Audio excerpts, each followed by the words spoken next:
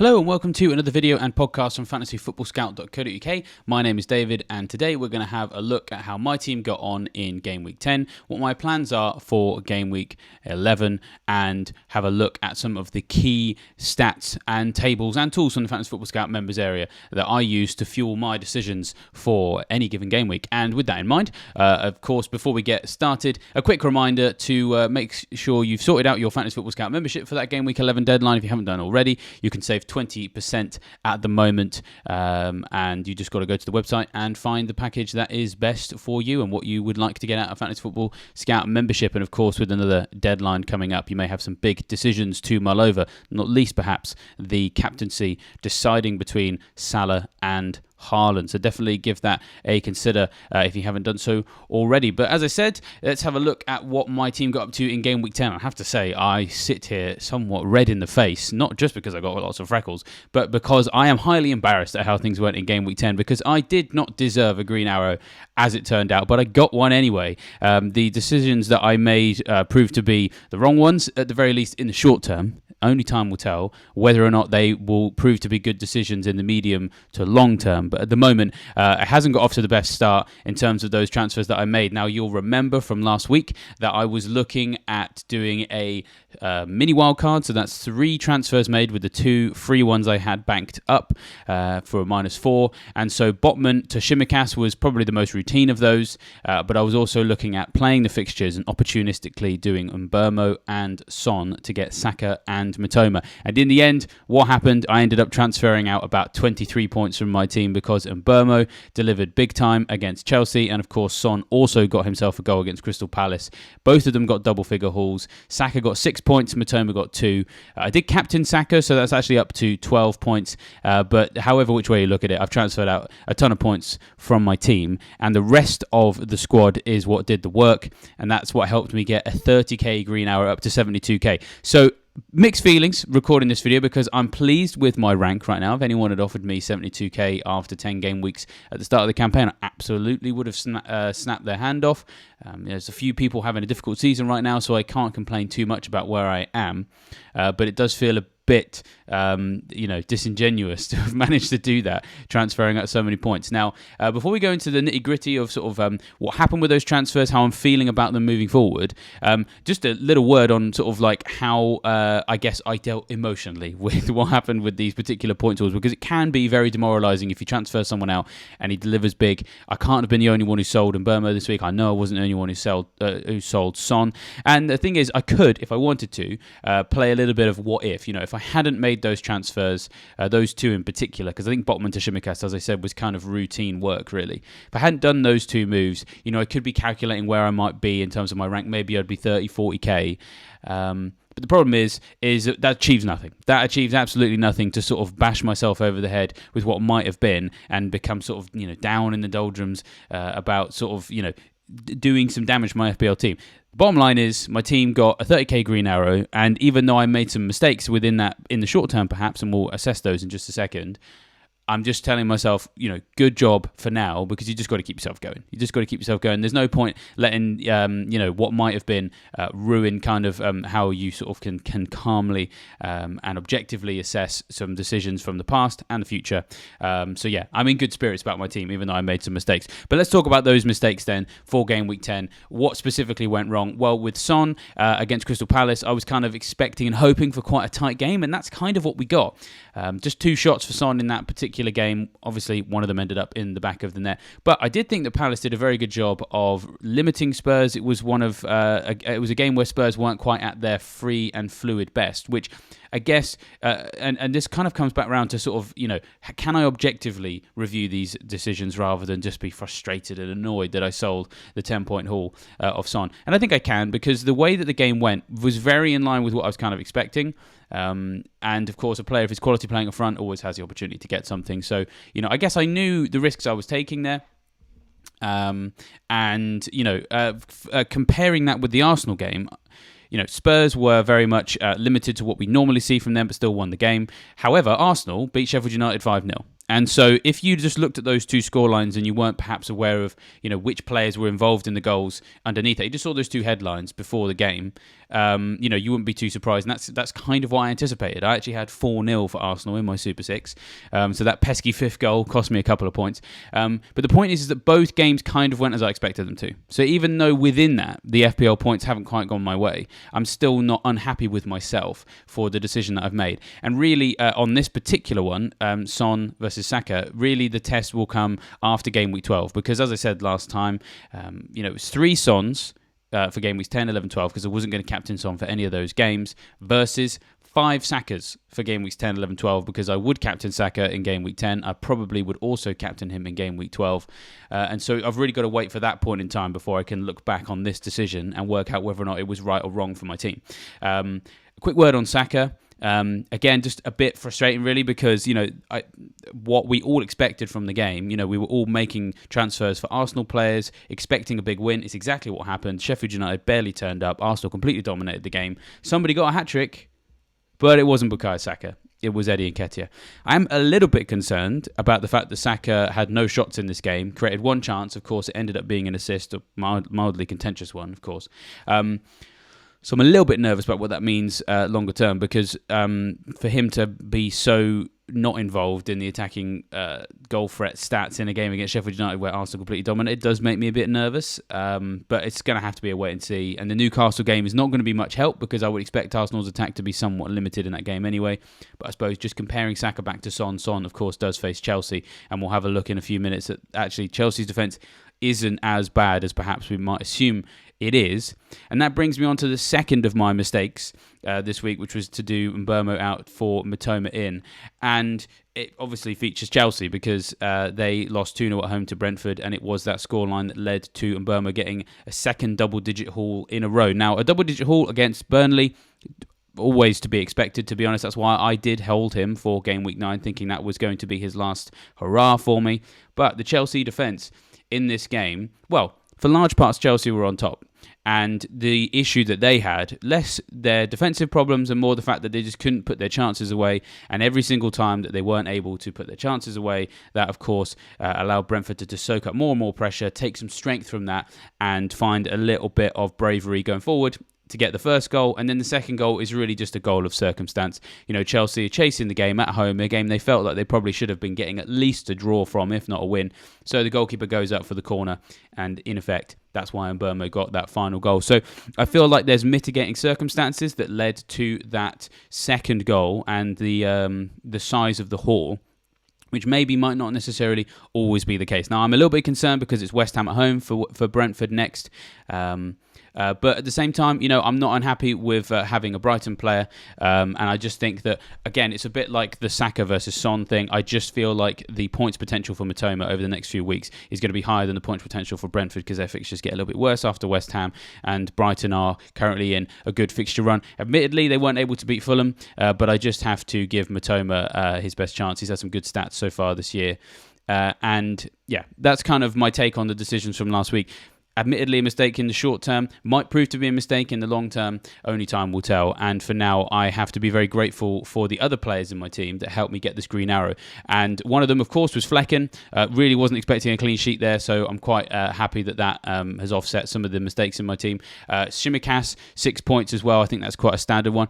Frustratingly, Spurs lost their clean sheet right at the end to a Pedro Porro error. Crystal Palace never really... I felt like the clean sheet was in the bank for Spurs for most of that game, and then just one mistake at the end, which actually ended up damaging me even more. A Spurs clean sheet would have meant more to my team than Son's bonus, because what happened is, with Spurs conceding that goal, it then meant that instead of the first goal, which was an own goal, being the winning goal, the goal that decided the game, technically, it was, of course, then the second one. So then Son got some additional bonus for ending up having the winning goal by Spurs conceding, and that's what ended up hurting me a little bit more on that one. But as I said, are Spurs going to concede in the last few minutes of a game where they haven't looked like conceding? Again, Probably not. So I'm very, very happy to keep Van de Ven, and we'll have a look at what I'm going to do with him in game week 11 in just a second. Cash obviously got me the 5 points. So whilst I was unlucky with Spurs, I was kind of lucky with Aston Villa because Cash, he did get booked, yes, so he got 5 points, but he came off just before Luton got their goal. Then in terms of the rest of my midfield, then Maddison got me 6 points, so he keeps on delivering. He keeps on being what I think is a seasoned keeper in many ways. Then we got Salah, 8 points. As I said, Matoma blanked, but 13 for Diaby. So really nice to see after a run of blanks. And I was quite nervous about not owning Watkins in this one. I think Watkins' owners got very unlucky, underperformed his XG more than any other player in the game week. Diaby, however, didn't. This is one of the reasons why I was nervous not owning Watkins, but I felt like I had what I needed to mitigate against him if he did go big. With Cash and Diaby together, that's 18 points out of that game without having Watkins, so I can't be unhappy there. And then I got Haaland and Alvarez up front. So Haaland obviously got the big haul, and we'll talk about what I'm going to do with him in terms of the captaincy in a minute. And then the bench, Turner, Archer, Anderson, and Estupiñán. Well, let's on the subject of Anderson, let's bring up my game week 11 team because he obviously has to come back in. Crystal Palace are going to Burnley. Haven't really troubled many for XG so far this season, and Palace's defence is very good. Anderson got another assist. He's just so good at getting involved in the attacking returns for Palace, even though he's a centre-back. I still think he's the best Palace defender out there if you don't own one already, and you can afford him. If you can't, you might have to go for Gay, but you definitely, if you can afford that extra, go and have a look at his contributions to attack, especially at set pieces. But he's got a fantastic pass on him, so he can always create chances from his centre-back berth, but also some threat from set pieces. And also the other thing is his bonus is always really, really good because he's so heavily involved in that distribution, and he's very good at it. Then, he's always in line for bonus. So he's an easy swap in for Van de Ven for game week 11, who is, of course, playing Chelsea. So then the rest of my defence is Shimikas, Cash and Flecken. Aston Villa for Turner. So even though Brentford have a West Ham team who can score goals, I just think that of the two, he's the better one. I'd rather not fix my goalkeeper problem yet. That might be something I do on my wildcard. Then the midfield, Maddison, Diaby, Matoma, Saka. I just want to keep it the same. Haaland and Alvarez up front. And currently the captaincy is on Salah. So before we get onto the captaincy, basically what I want to do, surprise, surprise, is roll my transfer for game week 11. The only decision I might have with my starting 11 is what information we get out of De Zerbi on Estupiñán. I would love for him to be fit at some point, but it would be helpful if he's fit for next week rather than the one coming up, because then I've got a bit of a benching headache because, Shimikas away at Luton. Yeah, that's nice. Anderson away at Burnley, also good. Cash away at Forest, another good fixture. It's his former club as well, the Poland International. So, all three defenders I want to start. I don't really like playing four at the back if I've got 7 attackers that I like. So Estupiñán away at Everton is also, quite, appealing if he's fit. So we'll just have to see. But it'd be quite nice to still have him when he does eventually come back fit. Some people got rid of him. So I'm kind of waiting on him being my secret weapon from the bench. So yeah, let's move on to what I want to do about the captaincy, because at the moment I have it on Salah, because I feel like there's a possible opportunity here. But there's a couple of stats I always look into whenever I do the captaincy, so we'll have a look at those now. First things first, of course, we've got the season ticker on the screen. The two fixtures for Liverpool and Man City are two of the most attractive fixtures for the game week. So Liverpool away at Luton, Man City at home to Bournemouth. And the reason why, if we just have a look at their defences, this is Bournemouth and Luton. They are, in the last 4 matches, the two most worst teams for defence on a number of stats. So the first thing is big chances conceded. So Bournemouth have allowed 15 big chances in the last 4, Luton 14. So Bournemouth is the worst, Luton is the second worst, joint second worst with Sheffield United. And then from the XG, tells the same story. So Bournemouth are bottom of the league for that. XGC over the last 4, 9.11, Luton 8.33. They are the bottom 2 respectively. I think the mitigating circumstances here, of course, always is who did they face in the last 4. There's last 4 sometimes can be a bit misleading if you don't look at who the teams have faced. So Bournemouth, bottom of the league for these stats, having faced Arsenal, tricky one admittedly, but then Everton away, Wolves at home, Burnley at home. 3 teams there that haven't really troubled the XG creation charts this year.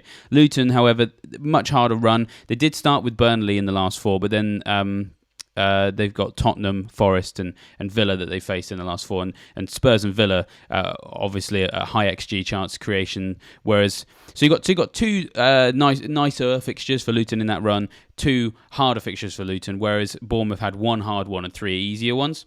And so from the fixture, I think Man City do just edge it at the moment. I will just clarify, Salah was who I put on the bus team. I'm still undecided because I think it's it's close between these two guys, but the numbers do show that Bournemouth is an easier fixture for Man City than Liverpool facing Luton away. So then let's have a look at how these guys have got on, Salah and Haaland, in terms of their own individual attacking stats. So Salah, in the last 4, 10 shots in the box, which is more than Haaland. So this is the top 6 or 7 players in the Premier League for shots in the box over the last 4. Watkins, Bowen, Calvert-Lewin, Callum Wilson, Darwin Nunez, Brian Mbeumo, who's back up there again after dropping out for some time, Salah, and then Solanke. Haaland not in the top 7. However, Haaland does outperform Salah for shots on target. So shots on target in the last 4, Watkins and Wilson are the top 2. And then you've got Nunez, Isak, Son, Haaland and Matheus Cunha at Wolves all on 7. And Bournemouth, McTominay and Eze all on 6. So with Salah, it's 5.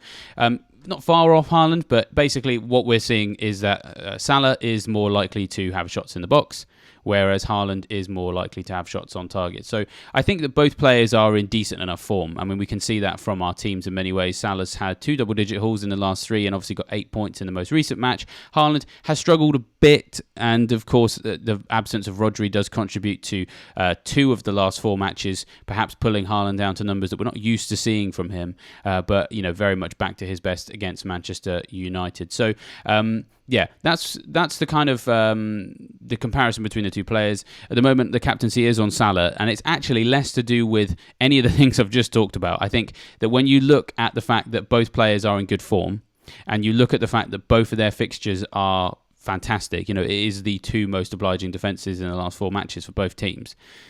It's possible that maybe what triggers your decision in the end is what you can do opportunistically in terms of FPL strategy. Haaland is still in more teams than Salah. I expect Haaland to be the most captain player this week. I think his effective ownership is going to be quite large. However, unlike those who sold Haaland to get Salah, I do still have him. And so having him in my team, I could mitigate against anything he does. Those who captained Salah in the last few weeks have had some big rank gains out of it, because he's basically he is going to be, I think, a differential captain of sorts this week. Darwin Nunez is also being talked about in the conversation, but Salah's more reliable and of course is also the penalty taker as well. And so if Haaland gets a decent haul and I captain him, then that's probably just going to kind of hold the line for me. And then anything Salah gets is perhaps will probably still give me a green arrow, because he does help me most weeks, because not everybody has him still. However, if I go with Haaland, I might lose some ground, but can I gain even more ground than I lost? Perhaps maybe 1 step back, 2 steps forward by captaining Salah, who is owned by fewer people, captained by fewer people as well. If I think that the 2 players have a decent chance of scoring similar points. If there was a massive gap between the 2 players, I would go with the one who I felt had the much, much better chance of getting a big haul. But as things stand, I think they both do. And so the decision may, in the end, come down to just how brave I'm feeling on Saturday morning. And so I'm not ruling out captaining Salah. That's why when I looked at my bus team, immediately after the deadline on Friday, first thing I did was to captain Salah. Admittedly, when I made that decision, it was before the Man United game, and what we'd seen out of Salah for the 3 matches before this weekend versus what we'd seen from Haaland from the 3 matches before this weekend. Salah was the clearer candidate. It is more difficult now, but I want to leave it on him for now so that I remind myself that I could maybe take a bit of a risk and go with Salah. But let's be honest, he's like the king of FPL of recent years, so there's worse people to go for a differential captain, and we'll just see how I'm feeling throughout the week. I'll try and let you guys know on social media where I am thinking with that one. So let's just finish off by having a look at some of the other wider numbers in the Premier League at the moment, and we'll start actually with the fixture ticker, because I always like to be aware of which teams I have on my radar for future transfers. Who are the teams with the best fixtures over the next 6? Who are the teams that don't have quite so good fixtures over the next 6? So at the moment, Brighton, Crystal Palace, Nottingham Forest, Wolves and Man United are top of the season ticker. One of the reasons why I kind of want to bank my transfer is that I'm not that interested in signing any players from any of those teams at the moment, and I always feel like if there's more opportunities to swing towards a different set of fixtures later on, rather save my transfers for that. So at the moment, I look at West Ham's fixtures from Game Week 12. They've got Brentford away in Game Week 11, but then in Game Week 12, they have Forest at home, Burnley away. Then you've got Palace and Spurs, which isn't nice, but then in Game Week 16, you've got Fulham away. So 3 nice fixtures from the 5 games that come after Game Week 12 for them. So it'd be quite nice to maybe restructure perhaps my midfield to perhaps get a Bowen or something. And then Crystal Palace, maybe from game week 12, I could get one of their attackers if maybe they can get some of them more fit. Everton, Luton, West Ham, Bournemouth, 4 games in a row there. So I need more information on them. Really, so I've got my eye on them really, but there's not too many teams that are sticking out like a sore thumb that I'm not invested in at the moment, which is another reason why I want to roll that transfer, and another reason why I also want to save the wild card as well. Still haven't used it yet. I don't really see my team as really needing it for game week 11. I can't really see myself needing it for game weeks 12 or 13 either, because the fixture changes, the fixture swings just aren't swingy enough to justify changing everybody. So one particular area of this fixture ticker that I'm thinking about is game week 16, because that's when we see Chelsea's fixtures all of a sudden go from being really horrible to being really nice. So I might want to have a Colwill and a Palmer, for example.